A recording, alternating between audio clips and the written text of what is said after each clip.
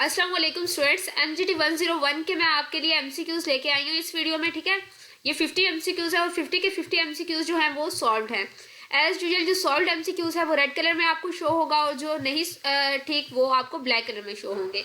तो स्टूडेंट्स इस वीडियो में मैं इन सारे MCQs को एक्सप्लेन करने जा रही हूँ, क्योंकि एक स्टूडेंट ने रिक्वेस्ट की थी कि उन्हें सारे MCQs की क्या चाहिए, एक्सप्लेनेशन भी चाहिए। ठीक है, तो अगर आपको एक्सप्लेनेशन नहीं चाहिए, अगर आपने अच्छे से लेक्चर लिए हुए हैं, तो आपने क्या करना है, आपने नीचे डिस्क्रिप्शन में PDF का लिंक दिया हुआ है, आपने उस पर जाना है और यहाँ से आपने PDF की फाइल को डाउनलोड कर लेना है। चाहे तो आप इसको ऑनलाइन भी रीड कर सकते हैं और यहाँ से ही अपने पेपर की तैयारी कर सकते हैं। तो आपने क्या करना है, इन MCQs को अच्छे से प्रिपेयर कर लेना है अपने पेपर के लिए। ठीक है, आई होप सो कि आपके पेपर में इसमें से कुछ ना कुछ MCQs जरूर आएंगे, लेकिन आपके कॉन्सेप्ट्स जो होंगे कि आपने कितनी प्रिपरेशन है आपकी, वो सारे तो आपके क्लियर हो ही जाएंगे इन MCQs को पढ़ने के बाद।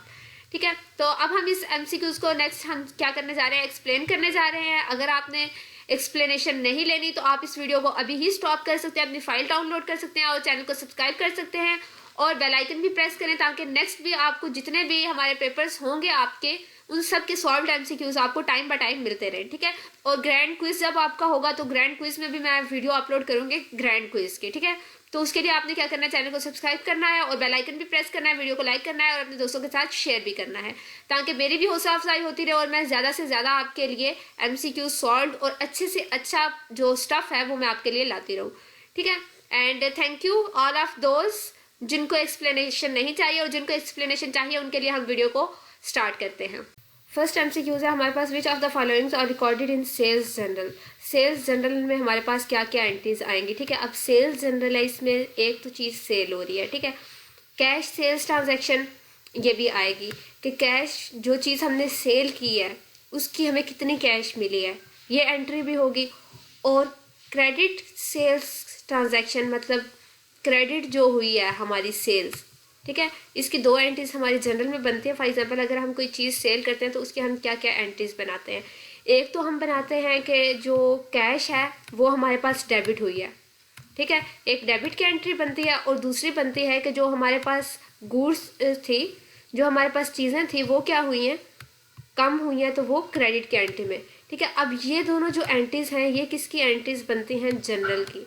तो ये दोनों एंट्रीज हमारे पास जनरल में आती हैं, तो हम क्या कहेंगे कि जनरल में हम इन दोनों एंट्रीज को क्या कहते हैं, रिकॉर्ड करते हैं।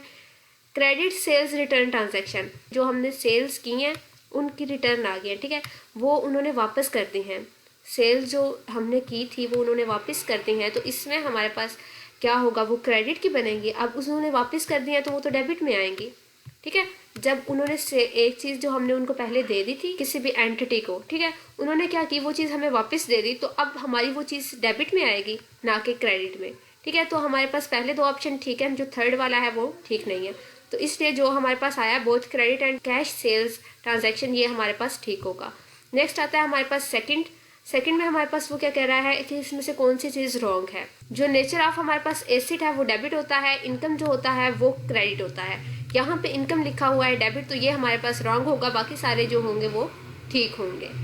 फिर नेक्स्ट हमारे पास आता है MCQ 3, bank reconciliation statement is prepared by dash of the business. Bank reconciliation statement कौन प्रिपेयर करता है, अकाउंटेंट। ठीक है, अकाउंटेंट जो होता है वो हमारी क्या कहता है, पूरी की पूरी जो बैंक रिकॉन्सिलेशन स्टेटमेंट होती है उसको प्रिपेयर करता है। नेक्स्ट हमारे पास आता है bank debit the customers account in passbook in case of. अब जो बैंक है वो हमारे पास क्या करेगा, जो कस्टमर का अकाउंट है उसको डेबिट कर रहा है। ठीक है, अब यहाँ पे हमारे पास कस्टमर का अकाउंट डेबिट कब होगा, डिविडेंड रिसीव, जब उसे डिविडेंड रिसीव्ड होगा। डिविडेंड क्या होता है, डिविडेंड हमारे पास ये होता है कि जो हमें प्रॉफिट आ रहा होता है शेयर से, जो भी हमारे शेयर्स है ना, मतलब हमने कोई बिजनेस किया है उसमें हमने अपना शेयर डाल दिया। ठीक है, उस बिज़नेस को हम वैसे मैनेज नहीं कर रहे, ना हम उसके मैनेजर हैं ना हम उसके अकाउंटेंट हैं, ना हम उससे लेना देना हमारा कुछ भी नहीं है, हम सिर्फ उस बिज़नेस से क्या कर रहे हैं, एक दफ़ा इन्वेस्टमेंट हमने की और हम अपना शेयर ले रहे हैं। ठीक है, जो हमारे शेयर्स होंगे जितने भी वो हमारे पास क्या होंगे, डिविडेंड होंगे। और नेक्स्ट हमारे पास क्या आता है, interest on overdraft. Interest on overdraft जो होता है, इंटरेस्ट हमारे पास होता है सूद, ओवरड्राफ्ट हमारे पास होता है कोई भी चीज़, फॉर एग्जांपल मनी है उसका हम विड्रा ले रहे हैं तो वो होगा इंटरेस्ट ऑन ओवरड्राफ्ट। ठीक है, जो मनी का विड्रा हमने लिया है उस पर जितना भी हमारे पास इंटरेस्ट होगा, जितना भी सूद होगा वो, ठीक है, वो किस में होगा, वो डेबिट में आएगा। जो भी हमारा अकाउंट होगा वो डेबिट में आएगा। क्यों, क्योंकि जो भी इंटरेस्ट होगा वो हमारे अकाउंट में आएगा, ठीक है। हम थोड़े पैसे देते हैं और इंटरेस्ट में ये होता है ना कि हमें ज़्यादा पैसे मिल जाते हैं, और ज़्यादा पैसे मिल रहे हैं तो मतलब हमें पैसे मिल रहे हैं तो वो हमारे डेबिट में जा रहे हैं, ठीक है, वो चीज़ हमारी डेबिट हो रही है। नेक्स्ट हमारे पास आता है identify the liability from the given list. अब इसमें हमारे पास लाइबिलिटी क्या है? लाइबिलिटी मैंने आपको पिछले लेक्चर्स में एक चीज़ क्लियर की थी कि ये हमारे पास लोन होता है या जितने भी हमारे पास पेएबल ऐसे होते हैं जो हमने देने होते हैं, ठीक है। अब कैश है, ये हमारे पास अपनी है, इसको हमने नहीं देना तो ये हमारा एसिड है। अकाउंट रिसीवेबल है, मतलब हमने पैसे लेने हैं किसी से, तो ये भी हमारे एसिड्स में आएंगे। प्रीपेड इंश्योरेंस है, हमने ऑलरेडी इंश्योरेंस की हुई है, ये भी हमारे एसिड्स में आ रही हैं, ठीक है। ये तीनों चीज़ें हमारी क्या आ रही हैं? एसिड्स में जा रही हैं। और फिर हमारे पास नेक्स्ट क्या है? रेंट पेएबल, ये हमने रेंट देना है, ठीक है। अब जो चीज़ देनी है वो हमारे पास लाइबिलिटी में है, तो इसलिए रेंट पेएबल जो है वो लाइबिलिटी में आएगा, और वो क्या होगा? ये हमारे पास टिक मार्क होगा, ठीक है। नेक्स्ट हमारे पास आता है एमसीक्यूज नंबर 6। एमसीक्यूज नंबर 6 में हमारे पास वो क्या कहता है? Which of the following accounts are debit, ठीक है। इसमें से कौन से अकाउंट हमारे पास डेबिट है? अगर हम क्या करते हैं, सोल्ड गुड्स करते हैं, चीज़ें हम दे रहे हैं ऑन क्रेडिट पे, क्रेडिट पे दे रहे हैं मतलब उधार दे रहे हैं, किसे दे रहे हैं? कोई भी एबीसी कॉर्पोरेशन है हमारे पास, ठीक है, कोई भी बिजनेस है, कोई भी एंटिटी है, कोई भी हमारे पास कंपनी है, हम उनको चीज़ें क्या कर रहे हैं? दे रहे हैं। कितने की दे रहे हैं? चीज़ें हमारे पास जो है उनकी कॉस्ट कितनी है? 8,000 टोटल मिला के वो चीज़ें बनती हैं, ठीक है। और हमें कैश कितने की मिल रही है? 4,000 हमें कैश मिल गई एट द स्पॉट, ठीक है। और 4,000 क्या किया? बकाया हो गया। 4,000 क्या हो गया? क्रेडिट हो गया। अब ये जो 4,000 है ये उन्होंने हमारे पैसे देने हैं, ठीक है, तो वो हमारे क्या हुए? डेब्टर हुए। क्यों? क्योंकि उन्होंने हमारे पैसे देने हैं। एक तो ये डेब्टर का जो अकाउंट होगा हमारे पास वो क्या हो जाएगा? डेबिट हो जाएगा, ठीक है। क्यों? क्योंकि उन्होंने हमारे पैसे देने हैं। और डेब्टर इधर हमारे पास कौन है? डेब्टर है हमारे पास एबीसी कॉर्पोरेशन। एबीसी कॉर्पोरेशन ने हमारे पैसे देने हैं तो ये डेब्टर हो जाएंगे। और फिर हमारे पास जो कैश का अकाउंट होगा वो क्या हो जाएगा? जो कैश है, कैश भी तो हमारे पास आ रही है, ठीक है, 4,000 कैश आई ना, 4,000 हमारे पास जो कैश का होगा वो भी हमारे पास अकाउंट क्या हो जाएगा? डेबिट हो जाएगा, ठीक है। कैश भी डेबिट हो गया और डेब्टर भी डेबिट हो गया, मतलब इसने हमारे पैसे देने हैं और ये हमारे पास रुपीस आ गए। तो अब हमारे पास ये जो डेब्टर अकाउंट होगा और कैश अकाउंट होगा, ये दोनों अकाउंट्स क्या होंगे? डेबिट की एंट्रीज में आएंगे। तो इसलिए हमारे पास जो फोर्थ ऑप्शन है वो ठीक है कि both debtors and cash accounts are debit accounts in this case, ठीक है। 7th एमसीक्यूज हमारे पास आ रहा है, all of the following are components of financial except. अब हमारे पास हमने पढ़े थे फाइनेंशियल स्टेटमेंट के कंपोनेंट्स, ठीक है, उनमें हमारे पास ये भी हमारा कंपोनेंट है, लेकिन ट्रायल बैलेंस हमारा कंपोनेंट नहीं है, ठीक है। ट्रायल बैलेंस हमारा जो फाइनेंशियल स्टेटमेंट है उसका कंपोनेंट नहीं है, तो इसलिए हमारे पास ये क्या आ जाएगा कि ये हमारे पास एक्सेप्ट होता है इसके सिवाय, मतलब बाकी सारे हमारे पास कंपोनेंट हैं एक्सेप्ट, मतलब एक्सेप्ट है तो ये नहीं है हमारे पास। ट्रायल बैलेंस कंपोनेंट नहीं है लेकिन बाकी सारे हैं, ठीक है। बाकी ऑप्शंस भी आप इसके देख लें, ये दोनों भी हमारे पास कंपोनेंट हैं, लेकिन जो ट्रायल बैलेंस है वो हमारे पास कंपोनेंट नहीं है, ठीक है। नेक्स्ट हमारे पास आ जाता है क्वेश्चन 8। क्वेश्चन 8 में वो क्या कहता है? Which of the following account will be debited. कौन से अकाउंट ऐसे हैं जो हमारे क्या होंगे? डेबिट होंगे। कब होंगे? When we acquire building. Acquire होता है मतलब जो चीज़ हमारे पास आ जाती है, मतलब बिल्डिंग जो हुई है वो हमने खरीद ली है।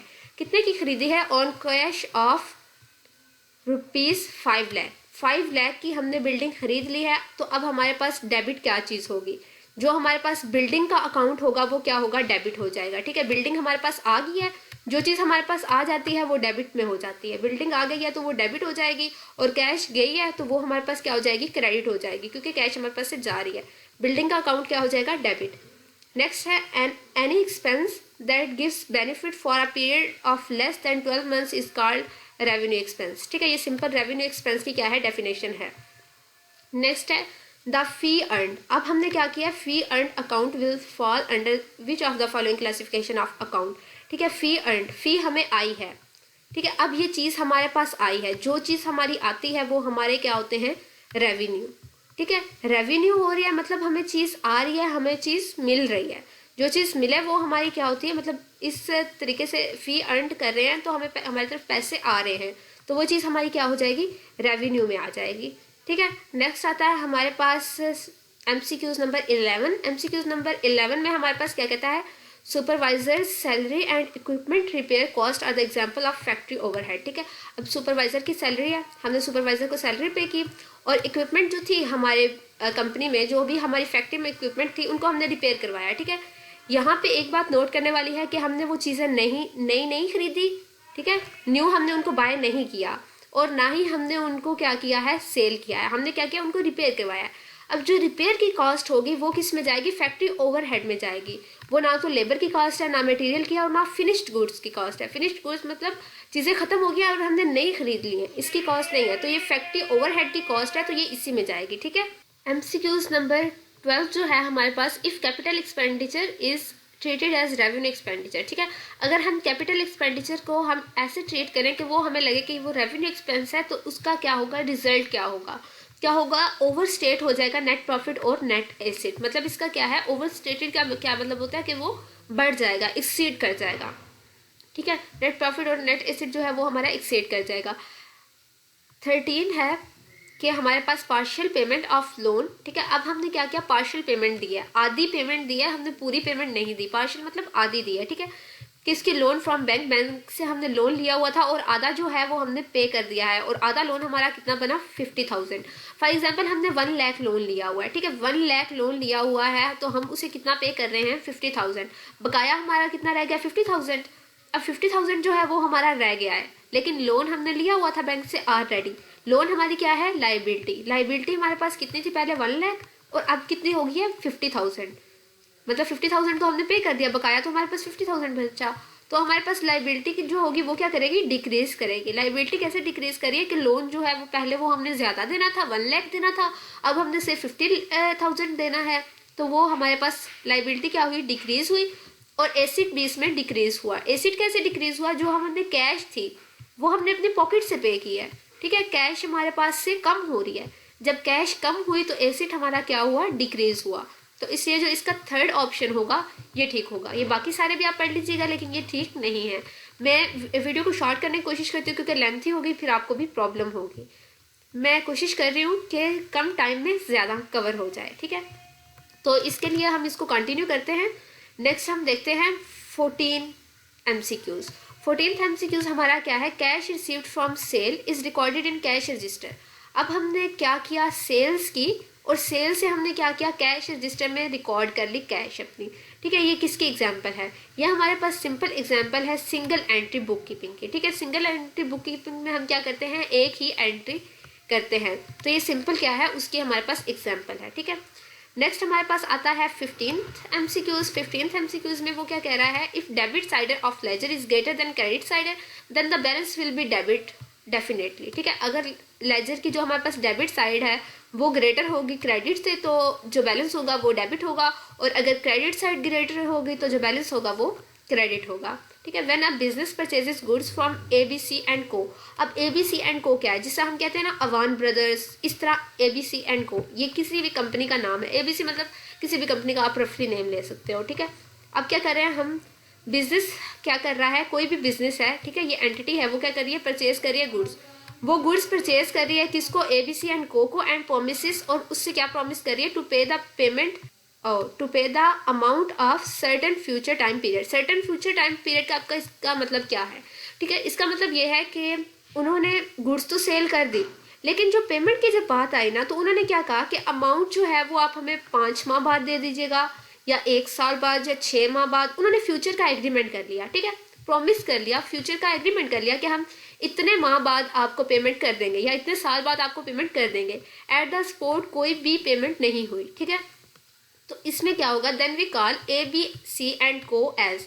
अब हम ABC एंड को क्या बोलेंगे। ठीक है, हमने क्या किया, हमने मतलब किसी भी बिजनेस से उनसे गुड्स क्या की, ली। ठीक है, गुड्स ले रहे हैं और पेमेंट भी नहीं कर रहे, तो आप गुड्स ली और पेमेंट भी नहीं की, तो ये कौन सा हमारे पास ABC एंड को क्या आएगा, ये हमारे पास क्रेडिट होगा। ठीक है, हम क्या बन गए, इसके क्रेडिटर बन गए। क्यों, क्योंकि हमने इसके पैसे देने हैं, उस बिजनेस के ने इसके पैसे देने हैं, तो ये कंपनी जो होगी उस बिजनेस की क्या होगी, क्रेडिटर होगी। एक बात याद रहे कि जिसके हमने पैसे देने होते हैं वो क्रेडिटर होता है, जिसके हमने पैसे लेने होते हैं, जिससे हमने पैसे लेने होते हैं, वो चीज़ हमारी क्या होती है, डेबिटर होती है। नेक्स्ट है, which of the following should be considered as ready for sales in trading concern. Trading concern में जो होगा वो हमारे पास सेल्स क्या होगी। ठीक है, ऑब्वियसली जो स्टॉक होगा हमारे पास ट्रेड का, वही हम सेल करेंगे ना। ठीक है, रॉ मटेरियल भी नहीं कर सकते, वर्क इन प्रोग्रेस और फिनिश्ड गुड्स भी नहीं कर सकते। जो हमारे पास स्टॉक होगा ट्रेड का, वही हमारी क्या होंगी, सेल्स होंगी ट्रेडिंग कंसर्न की अगर हम बात करें तो, ठीक है। नेक्स्ट हमारे पास आ जाता है 18 MCQs। 18 में वो क्या कहता है, which of the following can become the part of cost of goods sold, ठीक है। अब क्या हुई, हमने चीज़ें बेच दी और उसकी जो कॉस्ट होगी वो क्या आएगी, ओपनिंग स्टॉक में, ठीक है, ओपनिंग स्टॉक में आगे जाएगी वो कॉस्ट।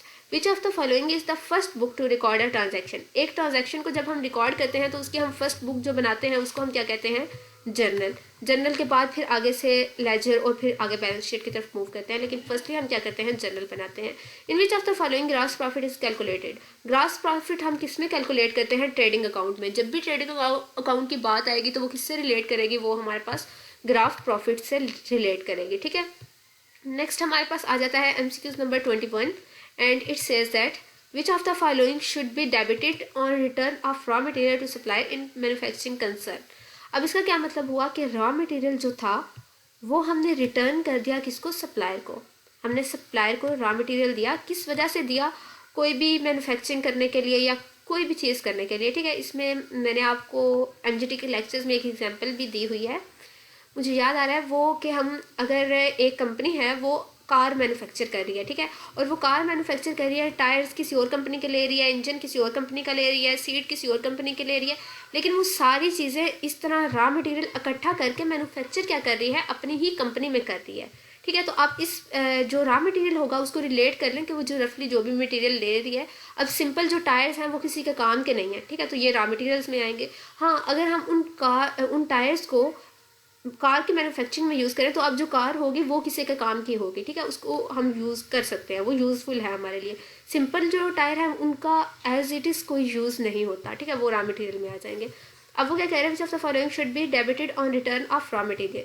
अब इसमें हमारे पास डेबिट क्या होगा, रॉ मटेरियल हमने क्या किया, किसी भी सप्लायर को दे दिया, तो डेबिट हमारे पास क्या होगा, मटेरियल अकाउंट, बिल्कुल भी नहीं, मटेरियल अकाउंट तो हमारे पास जा रहा है, ठीक है, रॉ मटेरियल तो जा रहा है तो वो तो क्रेडिट होगा, रॉ मटेरियल हमारी तरफ से कम हो रहा है ना, तो वो क्रेडिट होगा। परचेज अकाउंट, उसने अभी हमें पेमेंट की तो नहीं, अभी उसने पेमेंट नहीं की। और डेब्टर अकाउंट इसमें हमारे पास जो डेब्टर होगा वो, तो इसमें हमारे पास डेबिट जो होगी वो क्या चीज़ होगी, डेबिट जो होगा वो हमारे पास वोचर पेएबल अकाउंट होगा, ठीक है।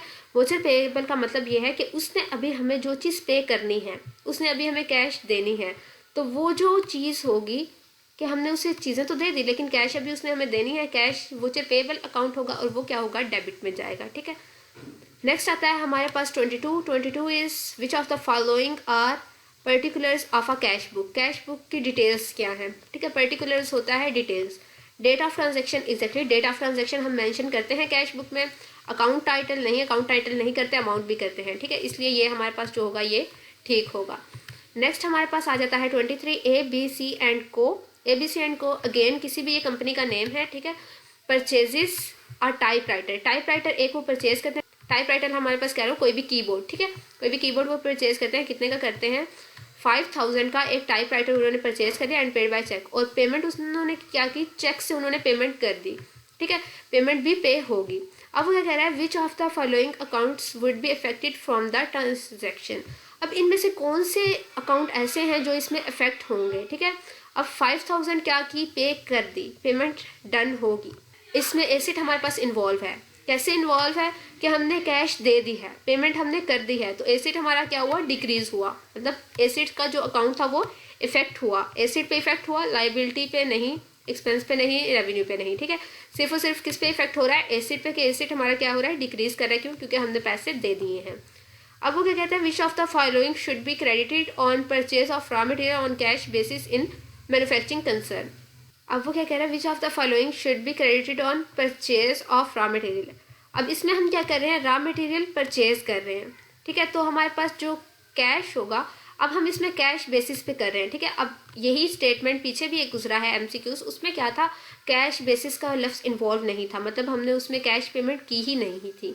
इसमें अब हम क्या कर रहे हैं, कैश पेमेंट कर रहे हैं। तो अब वो क्या कहता है, इसमें हमारे पास क्रेडिट कौन सा अकाउंट होगा, कैश पेमेंट की, तो कैश अकाउंट क्या होगा, ऑब्वियसली क्रेडिट होगा, क्यों, क्योंकि कैश क्या जा रही है, हमारे पास से कम हो रही है, हमारे पास से कैश जा रही है, तो वो अकाउंट हमारे पास क्या होगा, क्रेडिट होगा, ठीक है। नेक्स्ट में हमारे पास आ जाता है 25 MCQs, और वो आ जाता है which of the following is not a tangible asset, fix tangible asset, ठीक है। फिक्स टेंजिबल एसेट हमारे पास कौन सा नहीं है, नॉट कौन सा नहीं है, फर्नीचर, ये हमारे पास फिक्स्ड एसेट है, क्यों? क्योंकि यह इसका हम मालिक होते हैं, ठीक है। मशीनरी भी, बिल्डिंग भी, गुडविल। गुडविल हमारे पास क्या होता है कि ये हमारे पास ऐसे एसेट्स होते हैं जो आइडेंटिफाइबल नहीं होते हैं, ठीक है। तो हम उनको क्या कहते हैं कि ये हमारे पास गुडविल है। और आप कह सकते हैं मतलब किसी भी बिज़नेस का हम नेम वगैरह ले लें तो ये मतलब इनका हम अपने मालिक नहीं होते, हम सारी की सारी चीज़ें क्या कर रहे होते हैं, दूसरों की यूज़ कर रहे होते हैं, गुडविल। तो ये हमारे पास क्या होगा, फिक्स्ड एसेट में नहीं आएगी ये चीज़, ठीक है। स्टूडेंट्स, ये वीडियो काफ़ी लंबी जा रही है जहाँ तक मैं इसको देख रही हूँ, तो मैं क्या करूँगी, अब आपको नेक्स्ट जो 25 MCQs हैं वो नेक्स्ट वीडियो में एक्सप्लेन कर दूँगी, ठीक है। अगर तो आपको एक्सप्लेनेशन चाहिए तो आप मुझे कमेंट करके बता दें, तो मैं नेक्स्ट वीडियो में एक्सप्लेन कर दूँगी। वरना जिससे मैंने ये एक्सप्लेन किया आप ऐसे ही नेक्स्ट भी जो है उनको अंडरस्टैंड कर सकते हैं, ठीक है। तो मुझे कमेंट ज़रूर कीजिएगा ताकि मुझे पता चले कि मैंने नेक्स्ट वीडियो आपके लिए इन्हीं MCQs की बनानी है या नेक्स्ट किसी और बुक को टच दूँ, ठीक है। थैंक यू, अल्लाह हाफिज़, and thank you for watching this video.